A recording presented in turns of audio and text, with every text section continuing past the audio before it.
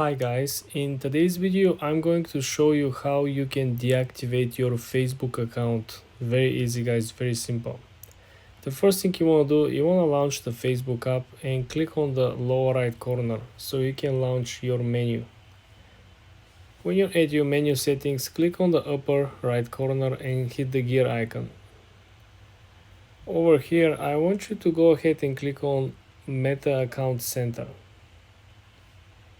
Then scroll down and click on personal details. Over here guys, all you gotta do is to click on the last option, which is account ownership and control. Then you have two option menu section. This is where you're going to click between deactivation or deletion. If you want to delete your account, you need to request your data, and you need to request your data in advance. You cannot schedule your account for deletion and then request your data.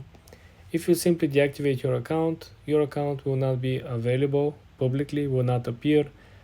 Your current followers will not see your account. They can see your profile picture on Messenger, but your Facebook account will not appear at all.